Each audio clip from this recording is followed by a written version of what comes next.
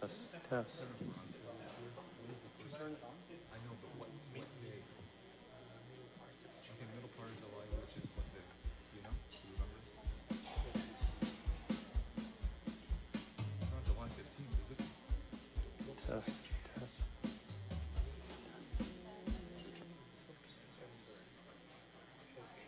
And When's the test. first Test. Is it out there? Test.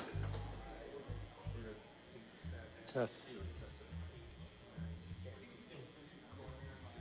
Start on July 15th. Okay, all right. But I'm thinking that by June or later part of May, we have to start. We're starting in July. I can't because May. No. I will start preparing With them. them? Yes. There's a new song that you guys said you were gonna learn, right? Yeah. Okay. And- We're in time to learn that. I want to learn that one. But by May, you and I have to sit down so that we can recompose the songs with the group song. Let's not shoot for May. Let's shoot for like maybe end of June. No, just the selection. Oh, selection. Okay. Just the selection. Yeah. The only reason I say that is because we're gonna be busy with confirmations. We have confirmations. I have weddings and confirmations throughout April and May, and then June is when I finally get a little bit of time off. So I'll have a little more time. And then July. But in May, we will just set up what are the songs, and then we will do practicing them, and then you jump in by the time they are available Okay. All right. to refine. Yeah. I won't be available till July. Yeah, that's fine. Yeah. But that's the refinement.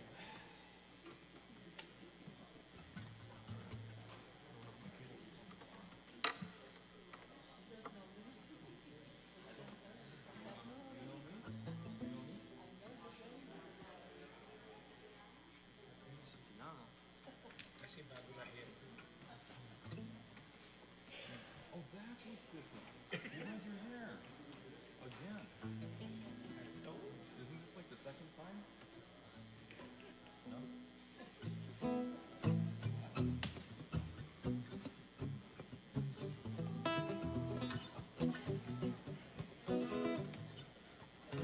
Last weekend.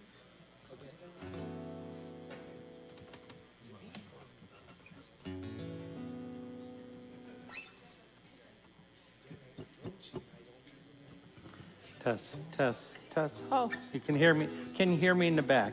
Wonderful. So a little introduction into a song I chosen so that we can start with some energy in our praise and worship. Chosen a song called Crazy People. And if you think about this, there are those that would say, you believe in a God that can heal the deaf? That's crazy. You believe in a God that can heal the blind? You have to be crazy. You believe in a God that can raise the dead? You have to be crazy. Yeah, call me crazy. I'll be a crazy people. And that's the lyric to tonight. And I'm going to have us jump into it with a little bit of energy. And so what I'm going to do is invite a few people to come up here with me, if they would. And we're going to not act our age. Okay? Not act our age. Promise you won't act our age. So come on up. If you would come up and do this with me. Yeah, come on, kids. You can be up here with us. Oh, look at this. Oh, this is fantastic. Come on up. So this is... These adorables are my grandkids. So this, oh, hi, Deacon Joe, wonderful. So this is how it goes. Crazy people, trust in Jesus, follow him wherever he leads. Next slide. Kingdom seekers, trust by faith believers. Here's the church. Here's the steeple. Here's to all God's crazy people. I'm one of those crazy people. Get the idea? Okay, everyone stand. We're all going to try this. We're going to do it one more time. And so, is it Arturo that's doing this in the back? Who is it? This would okay, be we're going to all go through Sebastian. that same motion again. And once again, you're a crazy people. So and then you have me singing. So I'll just ask your forgiveness right now. How's that, okay? Crazy people, trust in Jesus, follow him wherever he leads. Kingdom seekers, walk by faith believers. Here's the church, here's the steeple, here's to all God's crazy people. I'm one of those crazy people. Now the next line, can you show the next slide? It said, who brings a Bible to a public school? Now think about that. I'd like you to imagine being the kid in grade school who knows the answer to the question and is dying for the teacher to call on them. So can you picture this kid and they want the teacher to call on them? Because we really believe this. So imagine like, call on me, call on me. So who brings a Bible into a public school? Who shares the gospel even the world calls them a fool? Next slide. And who's not afraid to go against the flow? Well, cancel me and call me one of those, because I'm one of those crazy people. Trust in Jesus. Follow him wherever he leads. Kingdom seekers, walk by faith believers. Here's the church, here's the steeple, here's to one of those crazy people. I'm one of those crazy people. Okay, you get the idea. It'll be much better with George singing, okay? Much, much better with him. So it's all going to start with the pre-chorus. And George, my apologies. Your job is safe. Well, okay. Here's one of the real things. You got the hard part. You got to teach them the movements. I just got to sing. That's all. So, well, here we go. Okay, so you got your orders from Deacon Willie. So, don't let him down. So here we go. All right. We're going to start with a verse. Who builds a boat with no clouds in sight? Who walks up to a giant and picks a fight? Not me. Who turns lions den into a petting zoo? Who can have church in a fiery furnace? Well, I'll tell you who. Here we go. Crazy people, trust in Jesus, following him wherever he leads us. Kingdom seekers, walk by faith believers. Here's the church, here's the steeple, here's to all God's crazy people.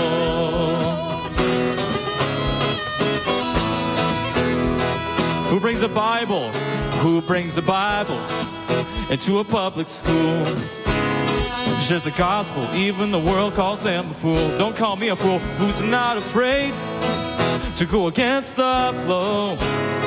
Well, cancel me and call me one of those, 'cause I'm one of those crazy people. Trust in Jesus, following him wherever he leads us. Kingdom seekers, walk by faith believers. Here's the church, here's the steeple, here's to all God's crazy people. I'm one of those crazy people. One of those crazy people. I'm one of those crazy people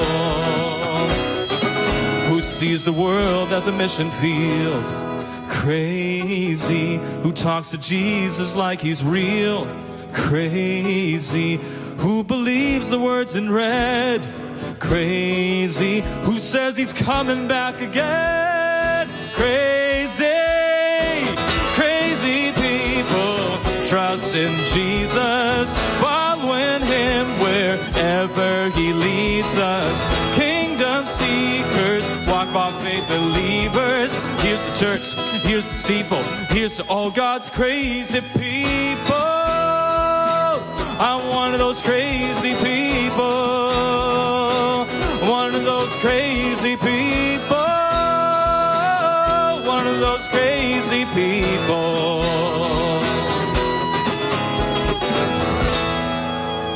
Y'all are crazy.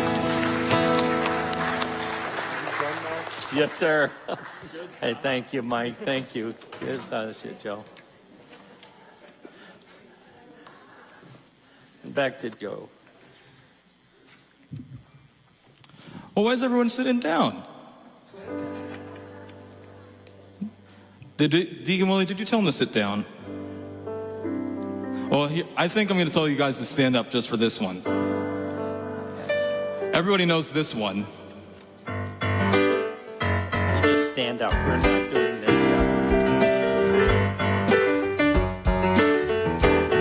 yet. Sing it out. It don't have a job. Don't pay your bills. Won't buy you a home in Beverly Hills.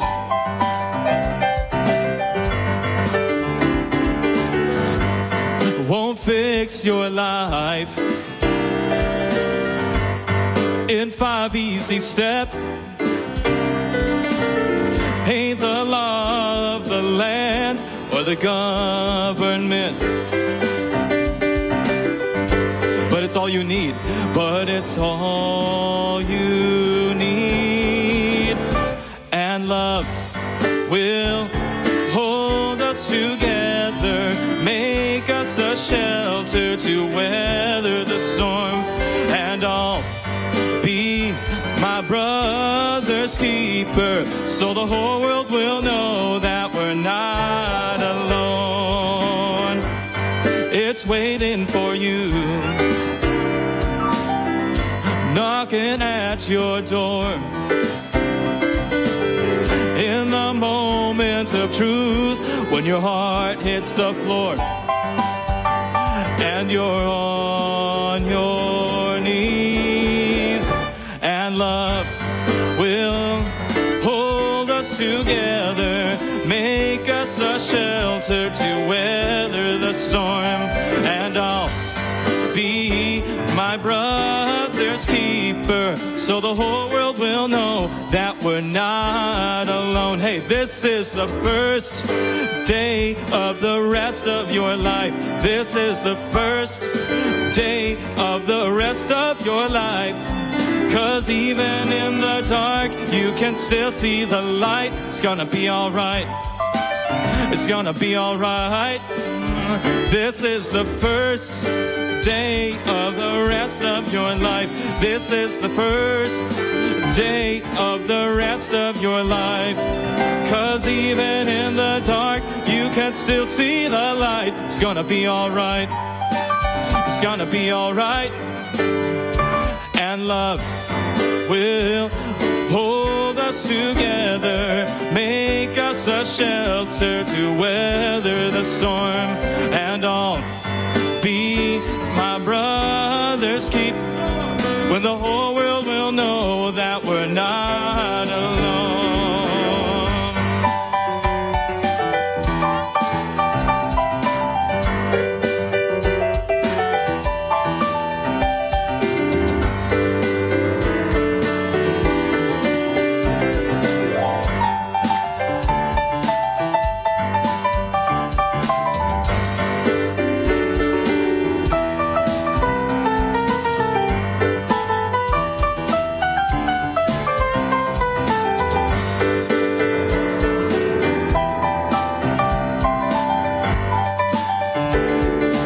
It's all you need, but it's all you need.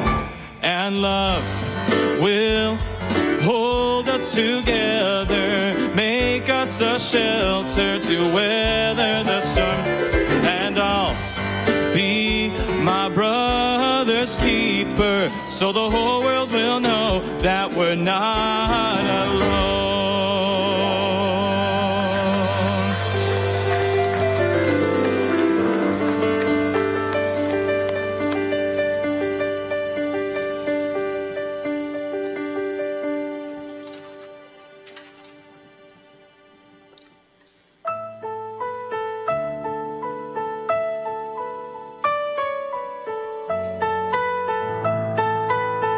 Who knows this song? Okay, a few of you guys know it.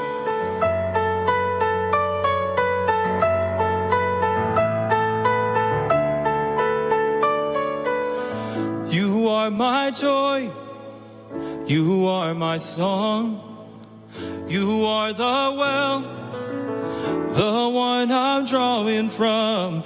You are my refuge, my whole life long. Where else would I go? Surely my God is the strength of my soul. Your love defends me, your love defends me. And when I feel like I'm all alone, your love defends me, your love defends me.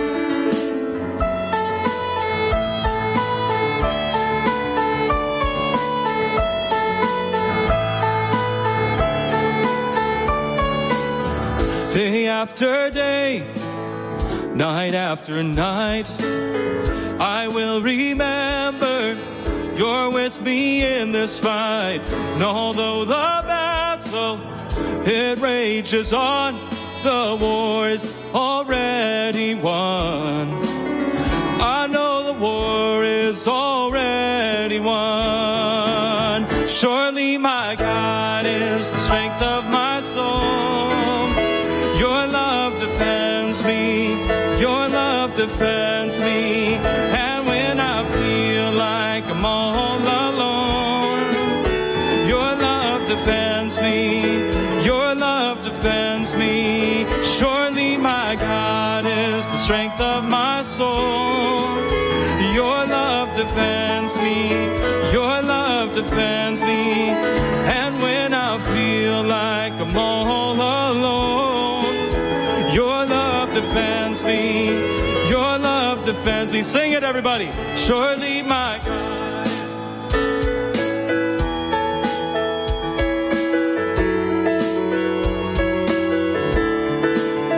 And when I feel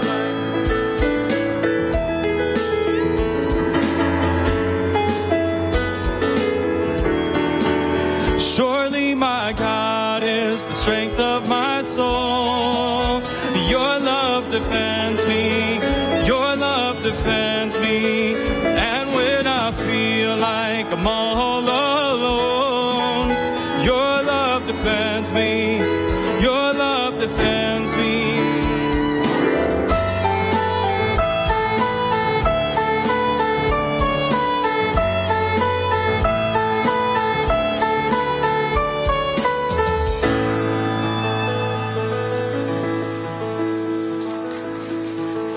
Amen.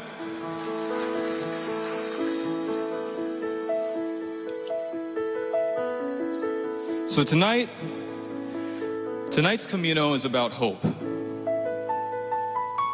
And Lent is also about hope, because it's this time of preparation, as we all know, for the coming of Easter. And Easter is the hope that we look to during these 40 days, right? And during Holy Week. We go through sacrifices, we go through penances, we do almsgiving, we undertake ways to spiritually grow. That's why all of us are here tonight, right? We're trying to grow spiritually. And so, in the midst of when things get hard, we hold on to hope. And we look to the hope of the resurrection and the hope of Easter and all the joy that's going to come and await us when that day comes, right? It's only 2 weeks from now. So this song is about that. It's about, we can think about people in our lives who have given up on hoping in the Lord, or perhaps just kind of given up on life or something like that. And the hardest thing to do is to hold on to hope and to trust, kind of like last night. Last night was about faith. We have to trust in God's ways, even when we don't understand them. So this song goes like that. So we're going to teach you guys the chorus, or the refrain to this song. The refrain to the song goes like this. When your world is crashing, when your knees hit the ground, when your heart is asking, what do I do now? Just when you think it can't get worse. Hold on, that's when hope returns. Like a new sun breaking through the darkest night. Like a whisper saying, it'll be alright. I know you're tired, I know it hurts, but hold on, that's when hope returns. So that's the chorus, okay?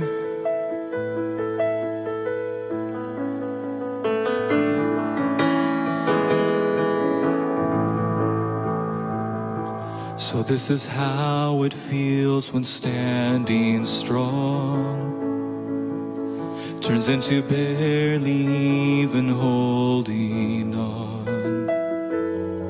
The plans you had are shattered on the floor,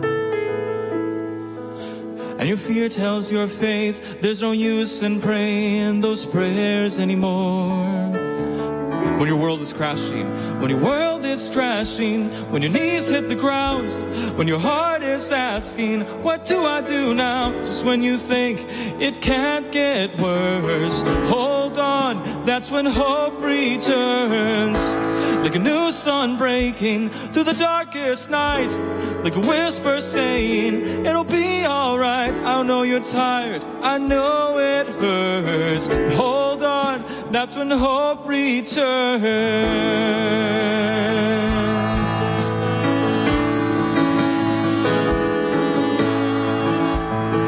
Hey, that's when hope returns.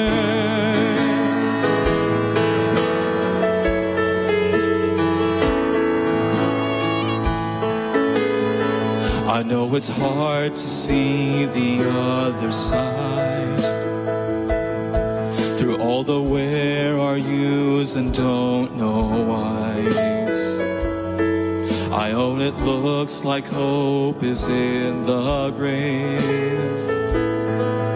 but he's still on the throne, so be still and know that he's still rolling stones away. When your world is crashing, when your knees hit the ground, when your heart is asking, what do I do now? Just when you think it can't get worse, just hold on, that's when hope returns. Like a new sun breaking through the darkest night, like a whisper saying, it'll be alright. I know you're tired, I know it hurts, hold on, so there's hope returns. So when world is crashing, when your knees hit the ground, when your heart is asking, what do I do now? It's when you think it can't get worse, hold on, that's when hope returns. Like a new sun breaking through the darkest night, like a whisper saying, it'll be alright. I know you're tired, I know it hurts, hold on, that's when hope returns. Hold on, 'cause hope returns.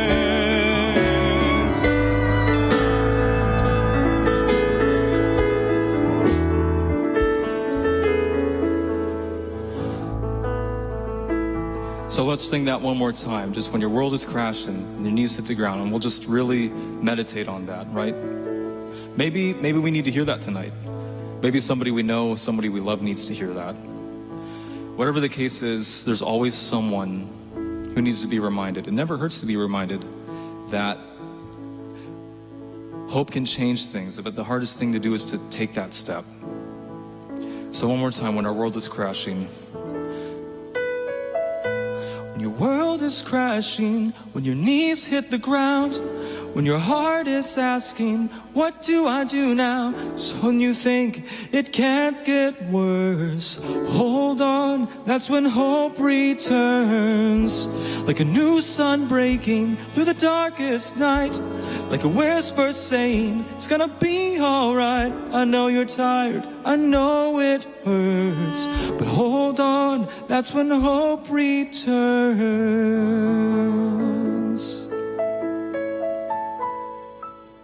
Amen.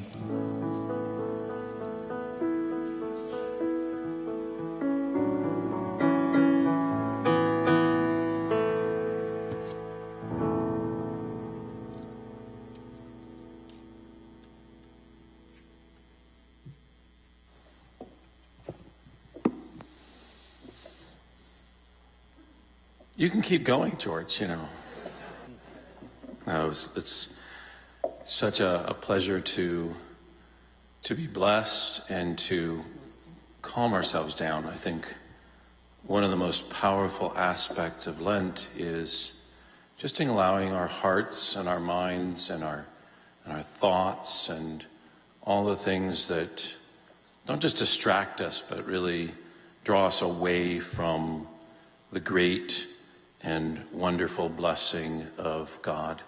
And tonight we continue on our Lenten journey. We continue on our Lenten mission with Deacon Willie Williams.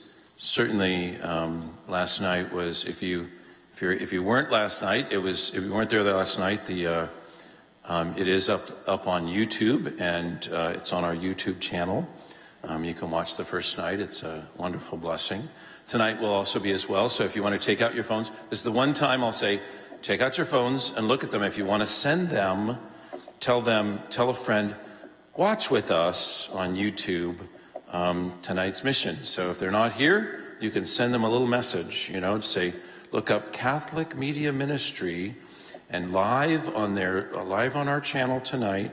Right now, I could show it to you. It would be kind of funny because it's like 20 seconds delayed. So I'm saying here something like I said 20 seconds ago. It's rather odd to watch, but you could watch it. You could send to somebody tonight the mission and invite them to join in for a little hope, especially if you think of somebody who might need a little hope tonight. I think that's the theme of tonight's talk is hope. So if you know somebody that's maybe needing a little bit of hope, just go ahead and send them a little text and say, hey, join us. Go to Catholic Media Ministry on YouTube. Just type in Catholic Media Ministry and click on the live link right there, and you'll say, what's live on our channel tonight? And we're live tonight. So I want to welcome Deacon Willie for our second night of our mission, and we're so glad that you're here.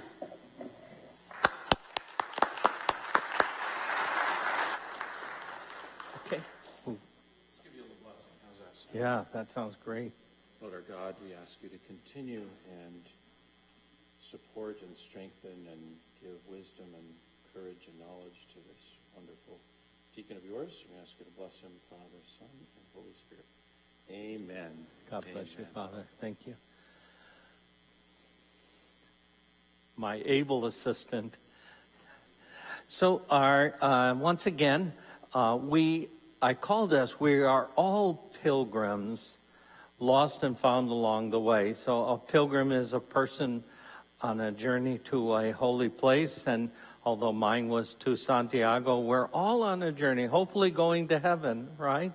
So we're on a journey, and along the way, sometimes we get lost, and God finds us and carries us along. So in that regard, we are all on a journey. I'd like to have a blessing prayer, and I like to share this prayer because then you get to meet my sweetheart. So I'm going to bring her forward, and I'm going to invite the pride of my life, and this is my family. These are most of them. I'm going to invite them to come forward and stand here for this blessing too. So.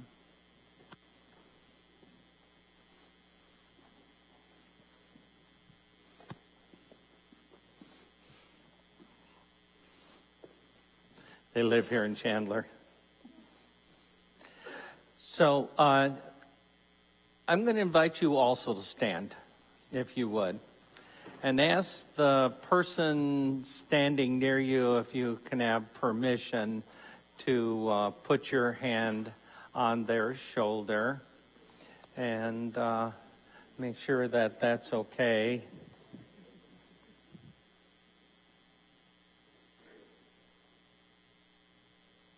Would you take a picture for me? I can't resist. So recite after me. Today I pray for you. A heart free of worries. A mind free of sadness. A life full of gladness. A body free of stress. And a day full of God's blessings.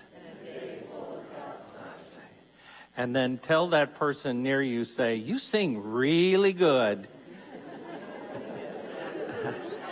And tell them you're also crazy. Okay, thank you. Oh, thank you for indulging me. Okay, go on.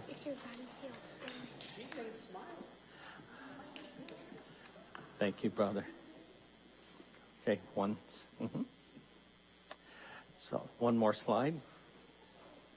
So, you're not accustomed to having someone say, keep your cell phone out, but I have found some idea comes out during the talk and you go, oh, what was that? That was a good idea.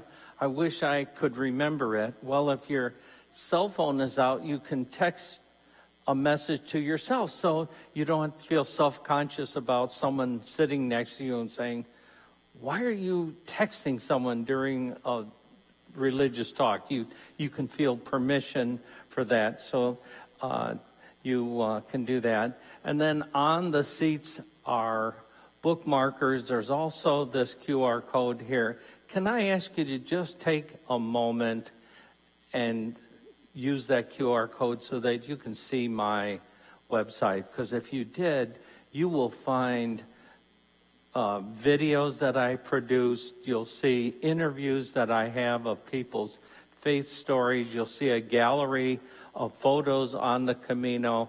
And if you'll have a better chance of ever going back there if you do that now. So I'm going to ask you if there should be a bookmark somewhere near you. Use that QR code or use the one on the wall. Let's just give ourselves 90 seconds to try that out.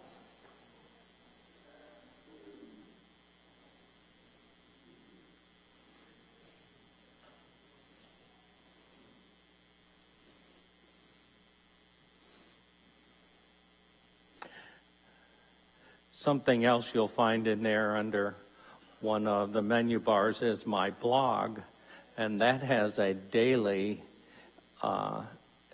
input that I had while I walked the Camino. And on the first Camino that I walked, I had a great deal of interest in the stories that I was writing, and those stories are what I drew to creating the chapters for my book. But the blog turned out to be a hit. There were as many as 10,000 hits on the first year that I went. People really enjoyed the day-by-day stories. So that, along with many things, you'll find a great pleasure in that. So I'm going to show you what you would see on the Camino. And this little video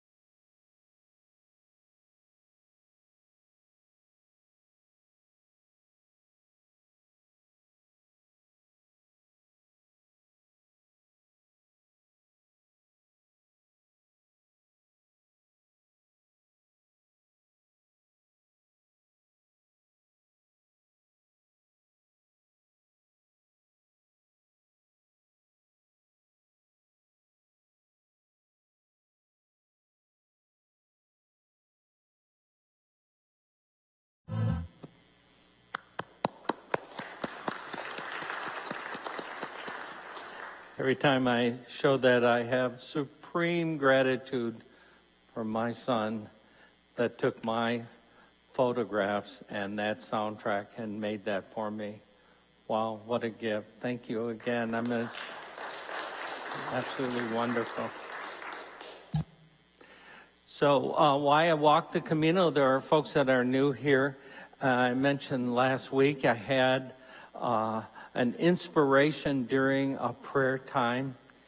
And in that inspiration, I was taken to a vision of a clay trail, red poppies, canola fields, little shrubs, abundantly covered with lemon yellow flowers, and they stretched to the horizon, snow-capped mountain peaks. It was absolutely breathtaking.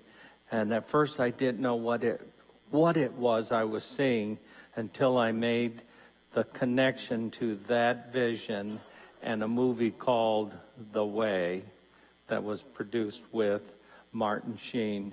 And I saw that scene in my little vision, and it was there that I had this little argument with our Lord, and he let me go for a while and came back with 2 words: have faith. And even today, that is my rocket fuel for every difficult moment on what am I going to do here, Lord? Have faith. And that's what moves me forward. I mentioned the good bishop that I got to be with. I don't know if I mentioned this, but on the trail, I went there with no one. And the first week, I continued pretty much off and on with different folk. And I was, after the trip, after a week, I ended up walking with him. But after I came back, I had photographs.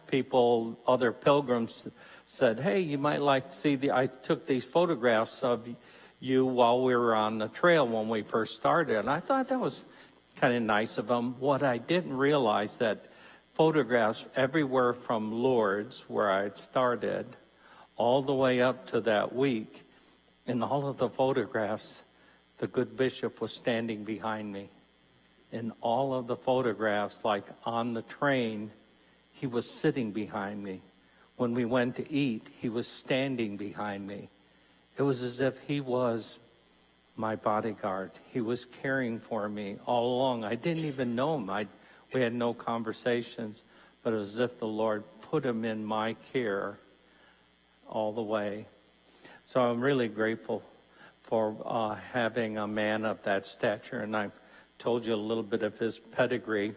And then you might wonder, it's like, well, why did you write a book about it? And what I recognize is while I was walking the trail, I would have surface stories in my life that I looked at differently. I saw differently. I saw God's forgiveness differently. I saw God's grace differently. I saw new ways of seeing my life through his love and forgiveness. I found times when I was lost and I was found. And it was out of those stories that I recognized the power of stories, how important our stories are. And I found that as a mission for those that have lost their faith is just tell your story. I've had a great deal of blessed training in my diaconal studies and through much of my training to be a spiritual director. I've had so many really wonderful pieces of education. And bookshelves sag with books on apologetics, how to defend the faith, things on theology that I learned in diaconal studies. But I think it's much simpler than that. I think it's just as simple as telling your story. That becomes really the vision that I have. I call it engaging evangelization. Evangelization, many Catholics are afraid of that word. And it's just that simple. It's engaging is, like I tell you my story, and then a reverse evangelization, which is another big word that means, so how about you? My language is, so where are you at with the God thing? Where are you at with God?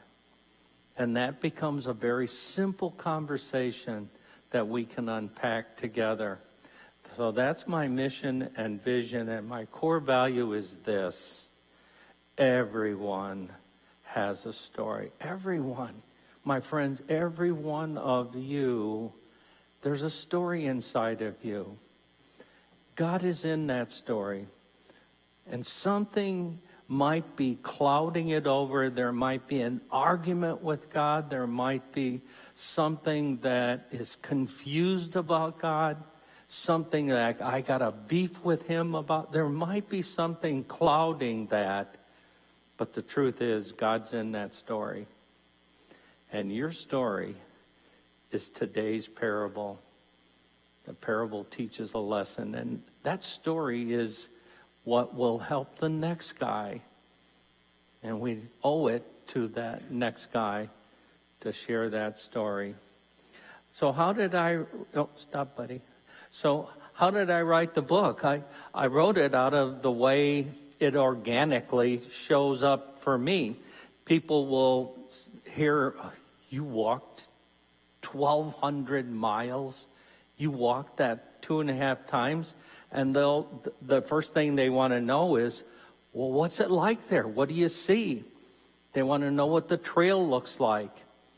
And quite simply, that's what the Camino is. They want to know, what is the terrain like, the geography, what is some of the history or interesting legends that you would see, like what's cool about the Camino? It's foreign to Americans. Europeans, not so much. So they want to know about the Camino. Then they want to know, like, what'd you get out of it? Well, what's the big deal? Why would you do it? And why would you do it 2.5 times? What did you get out of it? Like, what did God say to you? That's the my Camino. And then finally, they don't say it, but they'll ask, what can I get out of that? I mean, Deacon Willie, I'm not going to walk 500 miles. So what could I get out of that? And I felt obliged to offer some connection to spiritual advice, something that you could carry out of my experience to help you on your Camino. And you understand when I'm talking your Camino, I'm talking about your journey in life. So what could you gain from what I experienced? And out of that pattern, the entire book, I used that format as really a way to demonstrate how you can share your story. The Camino part is, where were you in life? So if I was talking to someone younger, I wouldn't tell them about my 70-year-old life right now. It's not relatable to someone younger. So I would talk about where I was at in life at that age. A little of my history at that age. The my Camino, I tell you, this is how I talked to God then. This is what he said to me, or I didn't even talk to him then. That's the my Camino. And here's our Camino. Here's what I learned when I think back on that time of life. Do you see the parallels in those? I didn't want to just make it a travelogue. I wanted to offer you not only my spiritual experiences, but a pattern that you can follow to help you in sharing your faith story. It's in those three. Well, the question then begs to answer, I do this right smack dab in the middle of the mission, is, and nice thought, why, but Deacon Willie, I don't do it. I should tell people, but I don't. Here's why I'm going to suggest we don't. It's this message told by one of my heroes, Nelson Mandela. Follow along with me as I read this and see if this isn't why we don't tell our story. Our deepest fear is not that we are inadequate.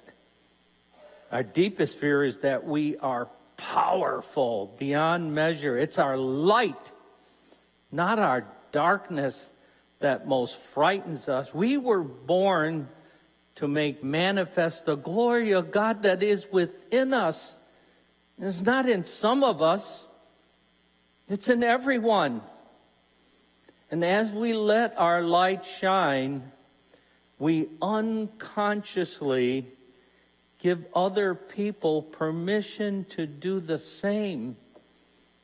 As we are liberated from our own fear, our presence automatically liberates others. Do you hear the power in that? I hope you do. It's because that is what is unleashed when we put aside our fears and accept the power that can come when we come forward and tell our story, the power that can help. I want to take a look at hope tonight. And I'd like to do this through three lenses. And this is how it came to me. How many of you know, you go up to the eye doctor and they show you one, they say, is one better than two? Is three better than four? You get the idea? So I wear trifocals, and so they have to have three different lenses that I'd like to offer you to think about hope, okay? 3 different lenses. So this is the background about hope. So I'm going to give you 3 short stories. And they come from a faith perspective. And the first one I'm just going to call a soldier story. It's a true story. It's a Civil War soldier, Union soldier, who his battalion comes back from fighting back to Washington, D.C. And when he gets back there, he gets a letter from home, his mom and his little sister. And in the letter, he finds out that his father has died and his older brother have died in battle. He's completely emotionally wrecked. He tries to go to his commanding officers. They have no part to listening. While in D.C., he even tried to go to the White House, but being a foot soldier, there was no one that would listen to him or even allow him in. Completely distraught and feeling hopeless, he made his way to this tree, and he's crying his eyes out. A young boy comes up to him and is asking him what the problem is. And the soldier explains, I'm trapped. I can't explain that I can't get back to help my mom. I can't get back to help my mom and my little sister. And they're desperate. If I leave, I'll be considered a deserter and they can shoot me. And I can't get anyone to listen. And the boy says, come with me and I'll help you. And so he takes him by the hand and walks him up the stairs through his house and takes him to his father's study. Tad Lincoln introduced him to his father, Abraham, and said, Dad, this man needs your help. And he brought him to his father, Abraham Lincoln. And Abraham heard the story and gave him a full pardon to go back to care for his mom and sister. And of course, the parallel in that is just what Jesus does for us. He takes us to his Father so that we can find freedom from the anguish in us. You know, if I find that to be a beautiful image of hope. You know, if I could use a little of my authorship, I would have added this little added piece to it, is that our Blessed Mom would have taken him to that boy. That's her role, isn't it? She takes us to her Son to be in union with the Father in heaven. That would have been my story, but I added that. The story is to illustrate the hope that we have that Jesus takes us to his Father. That's where our hope is. There's one lens.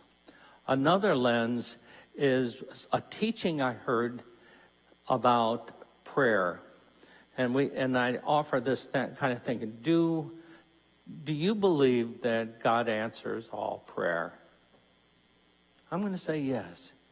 God answers every prayer.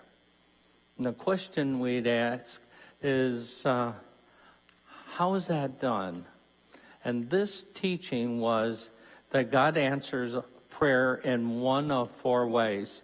Sometimes it's no. The answer to the prayer is no, because it's not good for us. The thing we're asking for is not good. It won't be something helpful, good for us. And he says no. He might have something entirely different. And the answer is no. Sometimes the answer is slow, because there are some other elements that he is working on in other people so that their growth can come together at the perfect timing. So sometimes it's slow. It's going to take some time. Sometimes the answer is grow, which means there's a virtue that hasn't been developed in us yet. Maybe we need to grow in patience. Maybe we need to grow in fortitude. Maybe we need to grow in wisdom. There might be a reason that he hasn't answered it yet. And it's time for us to grow. Now, here's what happens is in those times, we lose hope. It's like, oh, he's not going to help me. He isn't hearing my prayer. When in fact, he's actively working in our prayer. We have misinterpreted it. Do you hear the difference in that? Because we could be reading it entirely wrong. So hope might be in one of those early experiences, and then there is the idea he'll say, go. It's time to go. And then that is the right time for it to happen. I'd like to take you on a trail. Okay, buddy. So in this you're going to get to see a little bit of my creativity. And I call it junkyard dog-like kindness. So, you know what a junkyard dog is like. Imagine that experience. So if you go into a junkyard and that dog is there, he's going to come get you, right? Because he is protecting his yard. He doesn't want anything taken from it. He's fierce about it. Well, I experienced someone who was like a junkyard dog, insisting that kindness be shed to me. I had never experienced someone that was that fierce about kindness. And you're going to see a little adult drama that we performed at our church that illustrates that. So I'm going to take you on the Camino. So the Camino. This was on a place called Rabinal del Camino, and it was the village right before the highest point on the Camino. So the Pyrenees, of course, are around 5,000 feet. This, in the final two-thirds, is about 5,100 feet. And because of its elevation, it was snowy. That we woke up in the morning and there was snow there. And then at first I thought, wow, this is so beautiful. There were a lot of spring flowers, and the wake up to the snow had covered the flowers, and they were peeking through the snow. It was a little bit like walking through a snow globe. Gorgeous. So at first it was kind of a delight, something new. And I looked to where the trail was going, and if you can see in the middle slide, that's where I was heading. And you can't see very well, but you'll see two strips. The one on the left has a solid white strip through it. Just to the right of center, there's another trail, and that's the one I was walking. That is the trail to a very holy shrine called Cruz de Ferro. Cruz means cross, de ferro, iron, the Iron Cross. It was erected in the 9th century, and there are many legends of why it's there, but it is considered a very holy place because since the 9th century, pilgrims have carried a burden stone. It's something that they brought from home to represent a heartache in their life. And it isn't a mild or a simple heartache. They're heartbreaking burdens. There could be infertility, a constant battle with cancer. It could be the loss of a parent. It could be someone that just will not forgive them. They're heavy things, difficult things. And that's where I was heading.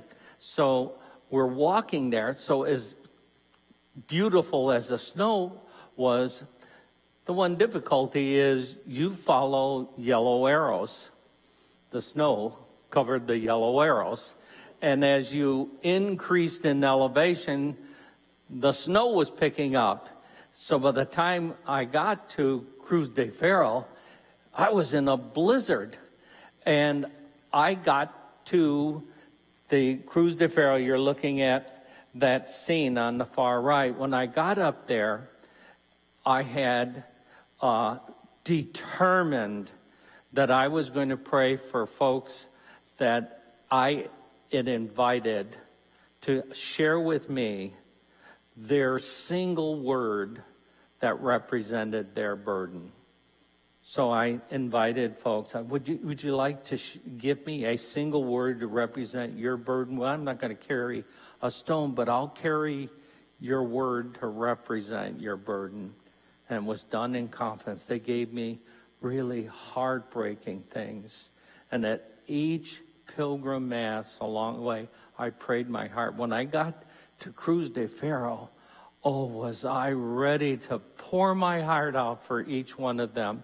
So the mound is about 10 feet from base to where the base of the cross, where the pillar is. It's about 10 feet of stone, and it stretches out probably 25 feet. That has been filling for centuries. And when I got up there, I was ready. I was going to pour my heart out for them. Well, just when I got there, you remember my talking about the good bishop, the gentleman that I walked with. He comes up behind me and puts a gentle hand on me, and he says, Deacon Willie, we think you're going to want to have some prayer time here.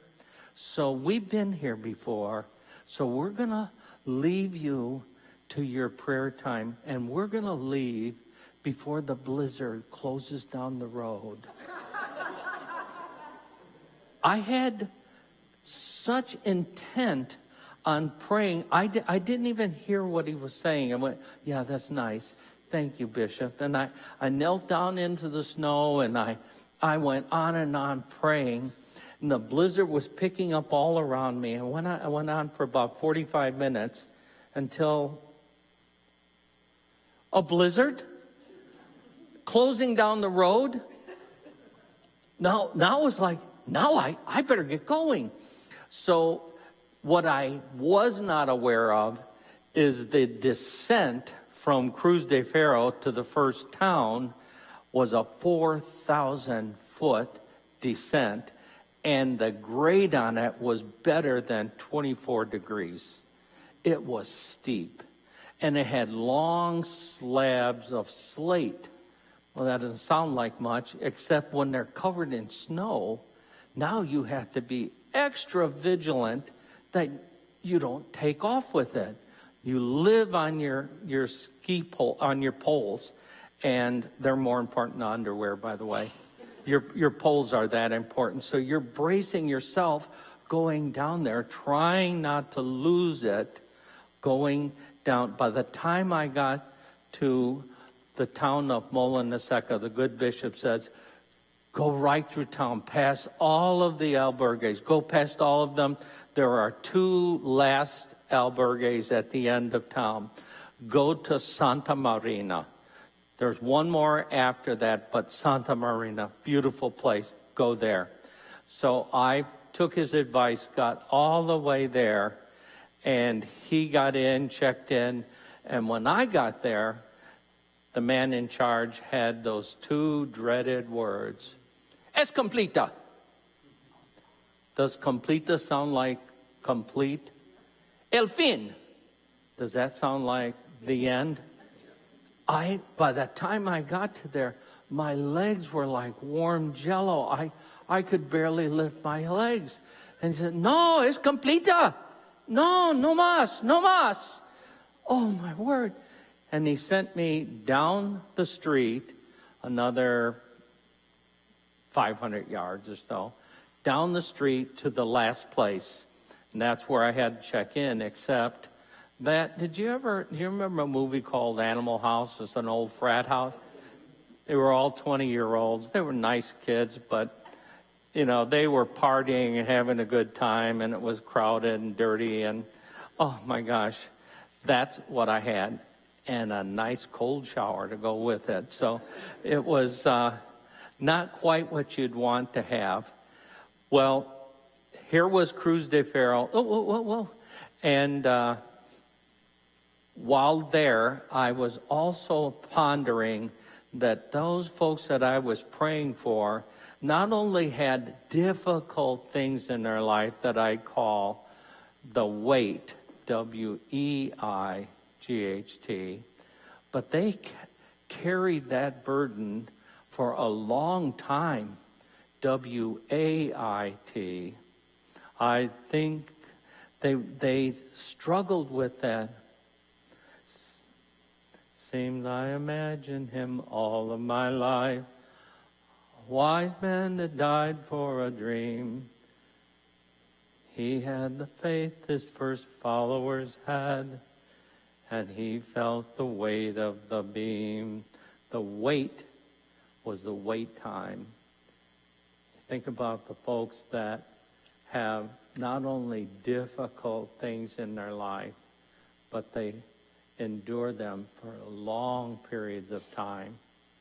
And I felt that weight while I was there. Well, back to that albergue, and you will enjoy that I wrote this script, and I had some good folks at my parish, and we performed an adult drama to illustrate what I experienced. Yeah.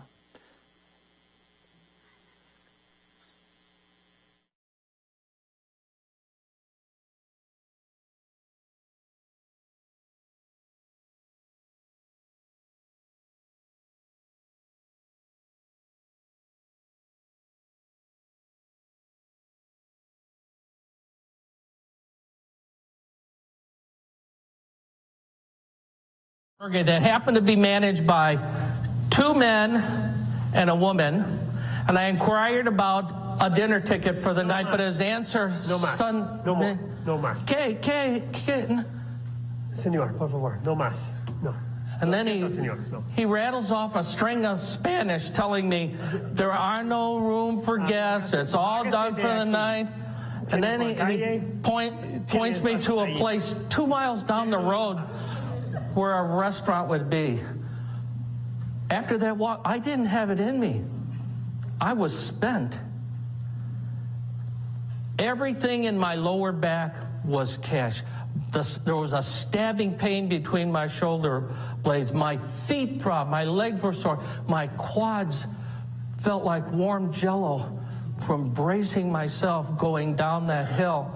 I looked over to the little lounge that was there, and I thought, I write my blog each night, and it takes me about an hour. Maybe if I sat there for a while, I'd get rejuvenated. So I spent a little time working on my blog as I did each night, and in about an hour, it was done. But everything had stiffened. I just don't move, you know. When you crest over 60, things don't move around as easy. You need the oil can. So I was so stiff, so sore, and I was hungry. The lunch I had 6 hours earlier had turned into a roaring growl. I was so hungry, especially from the exertion. And I didn't know what I was going to do at that moment. To add to it, right at that same time, dark, rolling storm clouds came. It got dark outside.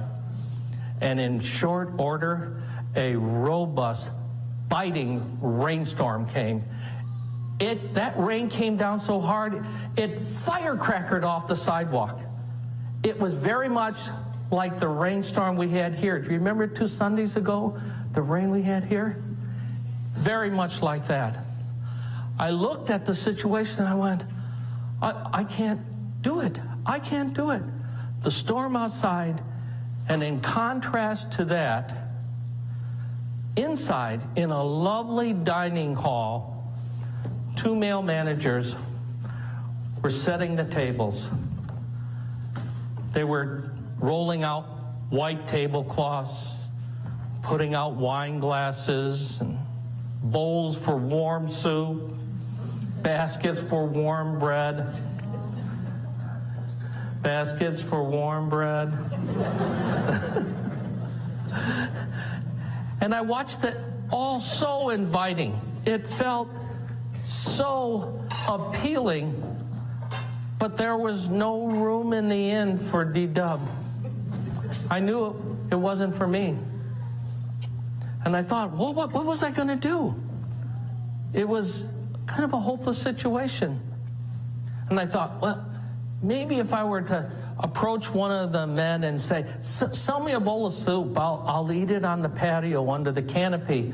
So I went up to the one and said, Señor, ¿es posible? No, señor, es completo. No hope there, no hope there. I stood there and watched out the window as this storm went on and on and on. I said, come on, D-Dub, you know, man up here, get some courage, ask him, you can't do that 2 miles. The other manager was there. I said, Señor, ¿es posible? No es posible. And he points me back to that walk. These guys were hopeless. The situation was hopeless. I was hopelessly tired, hopelessly hungry. And quite honestly, I had sent up quite a few prayers of hope and prayer that I didn't think God was listening to, until a little glimmer of hope occurred in the sound of a sweet lady's voice. Señor, ¿cuántas personas? Solamente uno, only one. Tenemos uno más. Uno más. Sí, Es completo. No, es completo. La mesa es llena. La mesa. No, es posible. Está llena. No, exactamente. No es posible. No.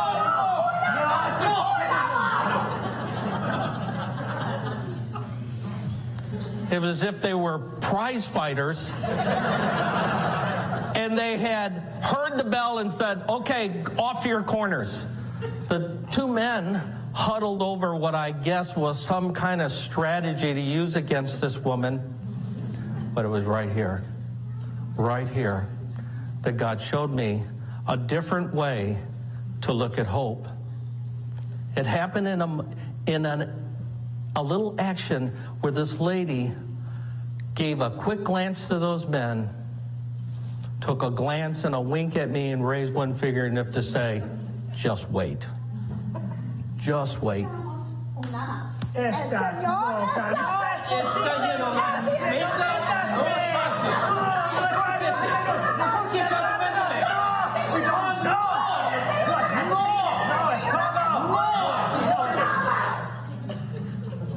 Por el amor del Dios, ayúdale.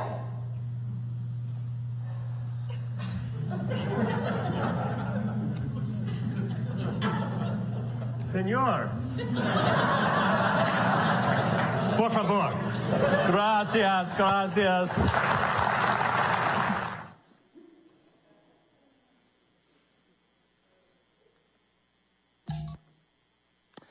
So I did get invited back into that dining hall, and it was absolutely scrumptious. It was all home-cooked food, home-baked bread and soups, and all of the other guests that were there looked at me in amazement, like, what did you do? I had nothing to do with it. That woman could see into my heart. She saw my suffering. And if I would have just looked at what was going on in me, I would have missed what others around me were doing. See, what I'm sharing is when we're looking for hope, we tend to look at what I need, and I lose track of what others around me can provide, that others are trying to love up on us and trying to support us, and that gets discounted. We lose the fact that there are signs of hope around us, and that sign of hope is God's love for us. And we cannot discount that. We might not get exactly what we want, but we do have signs of hope around us. That when I finished the meal, I went up to the woman and I said, asked her what her name, ¿Cómo se llama? She said, Cristina Blanca. So Cristina Blanca. And I thanked her, and in my very poor hillbilly Spanish, I told her she was Jesus to me that night, and how grateful I was for what she had done. She had shown me something about hope. And afterwards, I went on my second trip, I went there again. And I said, you know, we made a little movie, and I showed this movie of you. And she says, I must see this movie. I'm in a movie. I said, yes, we had someone act like you. She goes, you must show me this movie right now. And I went back to our parish website and showed her this. Oh my gosh, she just roared with laughter. She was so grateful to see it. And I went back my third trip to be with her, and we became good friends. So they weren't against me. I need to clarify that. They weren't against me.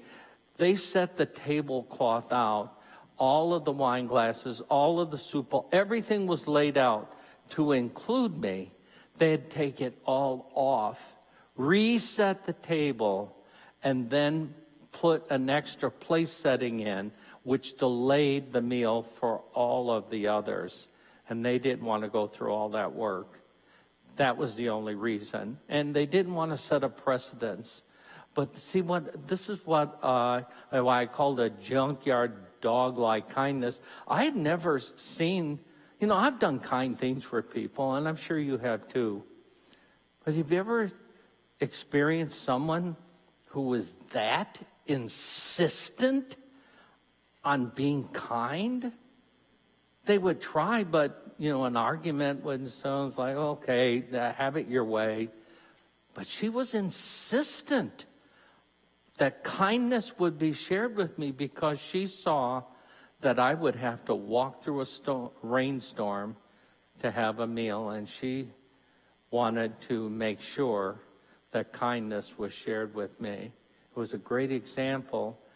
Next time we see someone that's in a hopeless situation, that was the lesson for me, is to go out of my way to be kind Okay. I want to share with you a man who give you a real life example. This is a friend of mine, and this is his faith story that I like to share with you, and we'll learn something about how he found hope.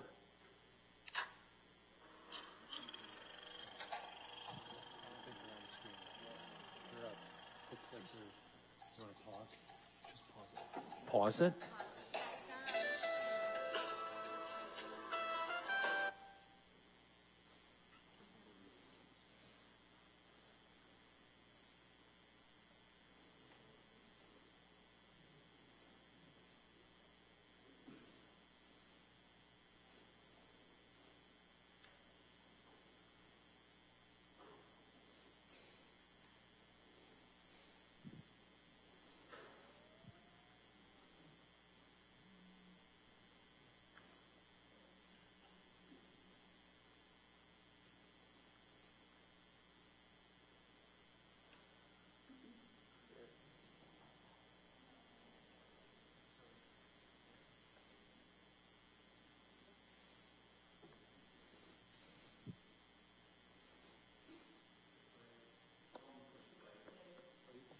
I didn't hear it.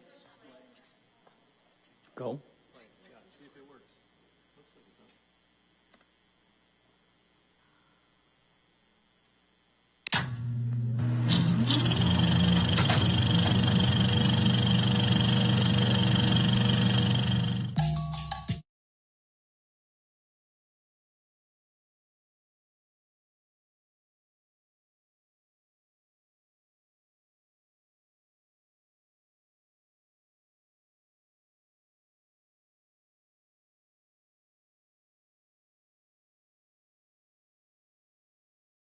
With Lost and Found Along the Way. What an inspiration awaits us. Today's Faith Walk story reflects the spiritual insights on how to grow in the virtue of hope. All of us have crosses that we carry. They're burdens, beams that have a weight to them, but they also have a wait time before God answers those prayers. The wait time actually grows our hope and our faith. This was true for my friend Mike. He will share his faith story on how God's outrageous hope brought him to conquer an addiction in his life. It also grew his faith and led him into a life of ministry and service. His faith story will bless you. Welcome, Deacon Mike. Glad to have you. We'd love to know a little bit about you. Share a little of your background, would you please? Hi, Deacon Willie. Thanks for inviting me here. Yeah, you know what? I grew up on the south side of Chicago, 69 years ago. I come from a family of 10 children. My mom and dad are Irish Catholics from the south side of Chicago. We grew up in a 3-bedroom home, and chaos and love were coexistent in that little abode, So, it all started there, and, I had a regular childhood. There was nothing traumatic, I wanted to be a baseball player, hope springs eternal, I wanted to be a baseball player. That was my first ego idea. Little Louis Aparicio and little Nellie Fox were my heroes, I was a good little athlete, and I played in the Little League. And one of these spikes on my timeline was that, when I was in the major leagues of the Little League, I was hoping to make an all-star team, and I did not make it. And I was crushed. I was crushed. My hope was crushed, The result of that was that I quit playing ball, I quit playing organized ball. And, it set a real precedent and pattern in my life. I became a quitter. As I look back, I became a quitter, and that wasn't good. I was a toxically shy kid, and I had a lot of friends. We grew up on the south side of Chicago. We hung out in groups, And, bottom line is, my buddy started drinking in 8th grade, and, I didn't want to drink. My rationale was I didn't want to be like my dad. My dad was a good man. He was a good man, a religious man, a hardworking man. He was an stereotypical Irish Catholic. He worked hard and he drank hard, and that became problematic. And I didn't want to be like my dad. You know? I went to a private school on the south side there for high school, and one day, you know, I had flunked a music appreciation test, and the teacher brought me into a back room, and you know, he bottom line, he laid me over his lap and he spanked me. That was how he corrected me for failing a test. And you know what? He didn't molest me. He didn't hurt me. But man, he took the wind out of my sails. He emasculated me. You know, I was a 13-year-old kid, man, and that crushed me. You know, and so it was very soon thereafter that I, you know, for whatever reason, you know, I thought it was my turn to drink. You know, and so I asked my buddies, you know, and we got together, and I drank my first half pint of whiskey, and it changed my world, you know. I wasn't shy anymore. It was euphoric, and to cut to the chase, it led to a long spiral into alcoholism and drug addiction. I was 22 years old, and I met my girlfriend, Seal, a gorgeous girl who didn't drink and drug, and she was attracted to me, you know, and so we started playing house, you know. I broke all the rules, Willie. You know, I wasn't playing by the church rules. I wasn't playing by God's rules. You know, I was playing by my rules. I was okay with being a drug addict and an alcoholic, and this scared me. You know, I remember in your story, it's so beautifully told, of how you found yourself falling into more and more darkness, but then that God's hope broke in. Could you share with us the story of how God's hope broke into your addiction? Sure. You know, for me, it was emotional pain. My dad passed away. You know, he had a massive heart attack at work, and he died, and that was the most real thing that ever happened to me. You know, it truly was. After his funeral, I made a promise to my wife and to my mother that I would quit drinking. You know, and I really wanted that promise to hold, but my addiction was more powerful than my will. You know, yeah. So you quit? You know, I quit, but I started sneaking drinks right away. You know, because I found out that I could quit any time I wanted. You know, I just couldn't stay quit. I couldn't stay quit. I couldn't stay Why? quit. The desire to drink was greater than my desire to keep that promise, you know.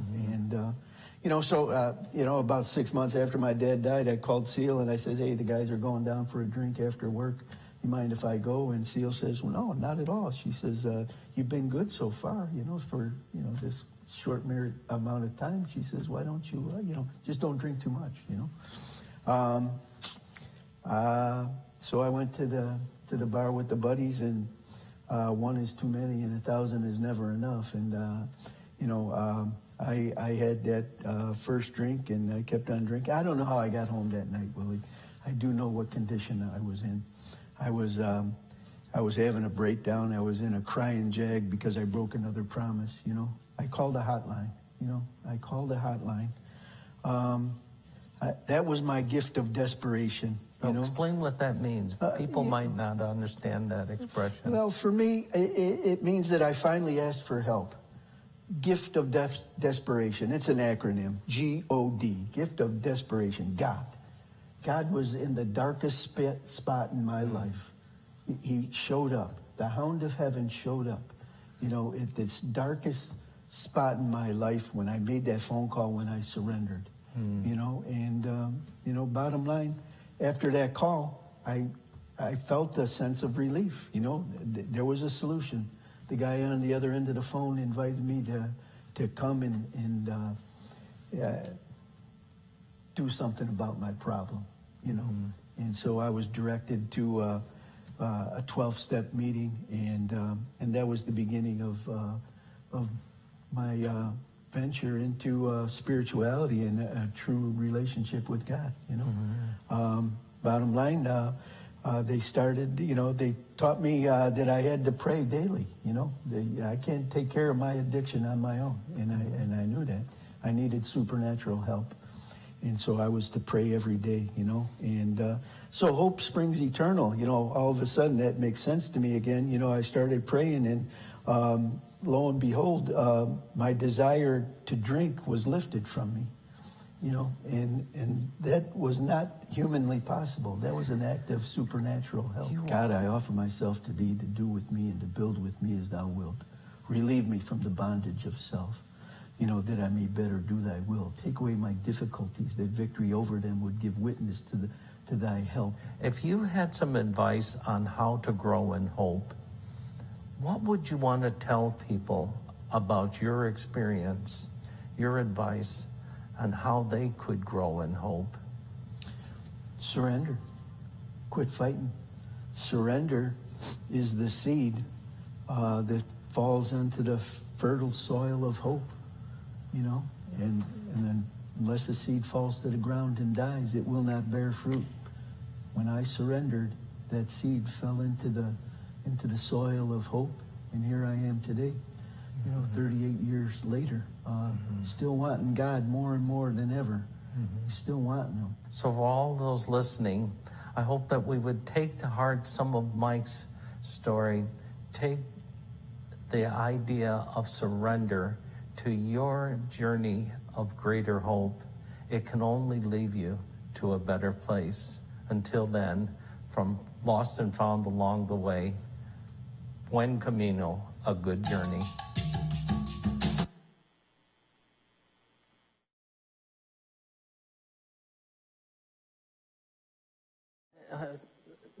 Describe these in detail, and this idea of nurturing hope. And I'm going to just take just one of them. I find people that come to me for spiritual direction is they use an expression. Hear people who say, I hope that. So it could be like, I hope that the doctors have a good report for me. I hope that I can find enough in my finances to pay the bill. I hope that I can find a way to do well at work. And that is so circumstantial.